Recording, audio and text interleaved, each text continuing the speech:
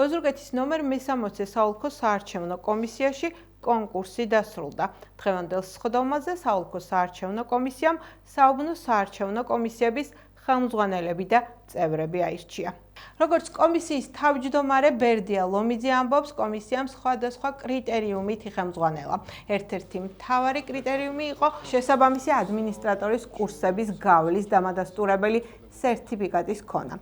საუბნო საარჩევნო კომისიები საკუთარი უფლებამოსილების განხორციელებას არჩევნებამდე ერთი თვით ადრე, ანუ 4 სექტემბრიდან შეუდგებიან. 11-დან 14 აგვისტოს პერიოდში საოლქო საარჩევნო კომისიაში გამოცხადებული იყო კონკურსი საუბნო საარჩევნო კომისიის წევრობის სურვილთათვის. სულ 360 ვაკანტური ადგილი ჰქონდა. შესაბამისად, ამ პერიოდში შემოვიდა 362 განაცხადი და დღევანდელ სხდომაზე 18 აგვისტოს სხდომაზე საოლქო საარჩევნო კომისიამ აირჩია საუბნო საარჩევნო კომისიის ხელმძღვანელი პირები და წევრები.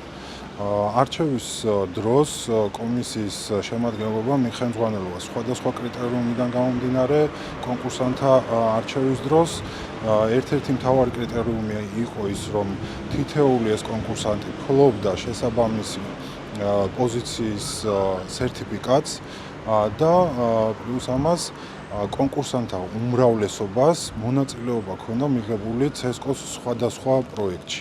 ერთ-ერთი მთავარი და მნიშვნელოვანი პროექტი არის ადმინისტრატორის კურსები, რომელიც მიმდინარე წელს ჩატარდა პოტენციური საუბნო საარჩევნო კომისიის წევრებისთვის და სწორედ ამ პროექტშიც ჰქონდათ უმრავლესობას მიღებული მონაწილეობა. რაც შეეხება გადაწყვეტილებას, აღნიშნული წევრები კომისიის ხმათა უმრავლესობით იქნენ დღეს არჩეული. საუბნო საარჩევნო კომისია თავის უფლებამოსილებას შეუდგება არჩევნებამდე ერთი თვით ადრე, ანუ ჩვენ შემთხვევაში 4 სექტემბრიდან უკვე უფლებამოსილებას შეუდგებიან და დამატებით მინდა გითხრათ ის, რომ გარდა იმისა, რომ რაც მოგახსენეთ სხვადასხვა პროექტებთან დაკავშირებით, საუბნო საარჩევნო კომისიის წევრებისთვის დაგეგმილი გვაქვს ჩვენ პროფილური ტრენინგები, რომელიც 21 აგვისტოდან დაიწყება და შესაბამისად თითოეულ ამ კომისიას ჩაუტარდება კომისიის წევრებს ჩაუტარდება პროფილური მათი ფუნქციების შესაბამისი